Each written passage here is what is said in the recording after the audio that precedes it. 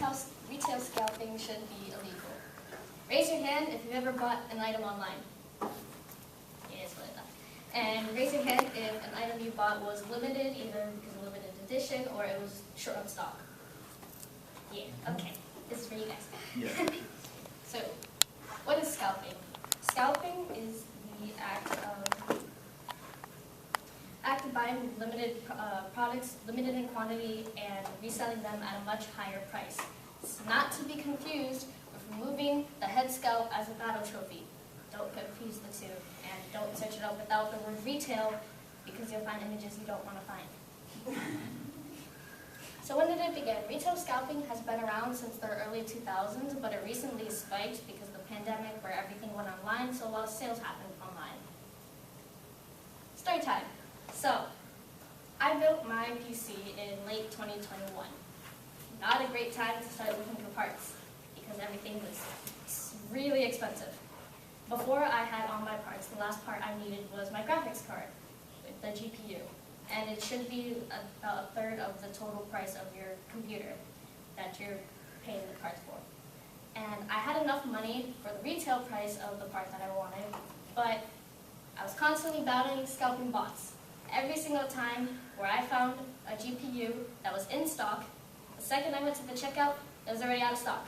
It was in my cart, I could not check out. It was horrible. It kept happening for a few weeks until I finally settled for less from a GPU from a friend. I didn't get the one I wanted, but it is what it is. So, why you should believe product scalping should be illegal is because it causes an economic disturbance where the only way to purchase the item is at a heavily inflated price.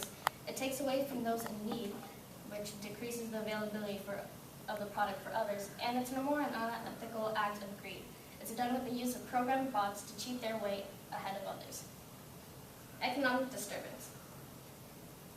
This graph shows how much scalpers earned in late 2020 from scalping graphics cards. So the x-axis here is the sale date from September 2020 to December, and the y-axis is the percent of the MSRP. The 100 is the baseline, so the original price of what the product should be. And as you can see, almost all of the listed GPUs were far above the original price. So if you look at the red line of data right up here, from mid-September to November, the only way you could get the GPU for that RTX 3080, which the original price was $699, was if you paid twice as much. So you're paying $1,400 for a graphics card. That's absolutely insane, and you should not have to do that. So, what does this mean? People are paying almost twice, if not more than that, for a product that is already costly. And this is the only way you can purchase the product. There were no any other options except if you were to buy them in store, but even because of the pandemic, those were short in stock. So what does this do? This takes away from those in need. Let's be real. None of the products that are scalped are ones that are a necessity or life-saving products that you'll need at some point in your life. If anything, you probably will never have any of these, and you'd be fine with life. So it's usually like concert tickets, computer parts, sneakers. Those are usually the items that end up getting scalped. But imagine a scenario where that was the case, where it was a life-saving product that you can only buy online. That, like, for example, if medicine was scarce, it would probably get scalped, and that would stop others from being able to have that product if they weren't fortunate enough. Something like this has already happened, where when the pandemic hit in 2020, many people needed computer parts so they could work from home. And because of scalpers, they made that extremely difficult for the people that needed to work from home. Finally, it's a more act of greed. Scalpers use the help of bots to cheat lines and sell items within just seconds of releasing. Imagine this, you're saving a lot of money for something you want just to have it taken out of your hands immediately. If you want whatever it was you were saving for, be prepared to pay a lot more than just the original price. But Erica, aren't scalpers just making a profit? Yeah, you could say that, benefit of the doubt.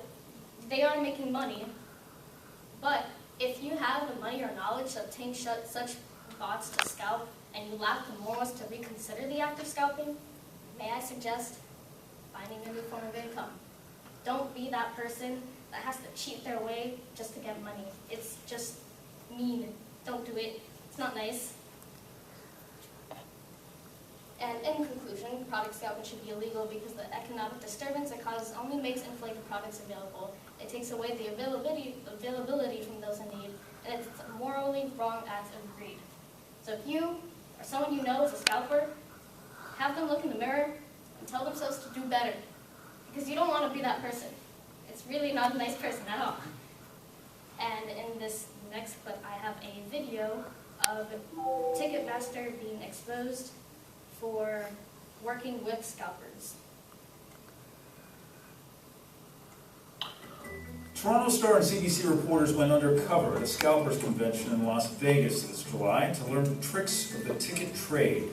They found representatives of Ticketmaster's resale arm, Trade Desk, courting brokers on the convention room floor. There they were, selling a software product aimed directly at scalpers in order to help them to manage their vast inventory of seats and to resell them. This Trade Desk sales representative described a hands-off approach when it comes to monitoring how his clients harvest hundreds or thousands of tickets. I want to know the straight goods on whether Ticketmaster is going to be policing us using our multiple accounts. No. I have a gentleman who's got over 200 Ticketmaster.com accounts ready for the point of sale. Syncs his tickets in every day. How many brokers are using multiple accounts? It's pretty damn near every one. How else would you do it?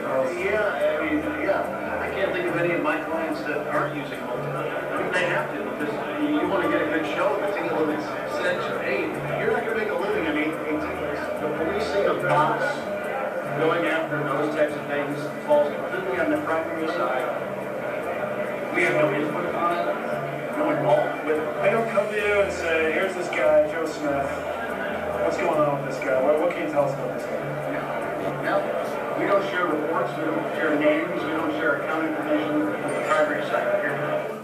That's a curiosity for us, given the fact that this is a company that, while simultaneously speaking negatively about scalping, was quietly courting scalpers as partners in this industry in an effort to grab a piece of the action.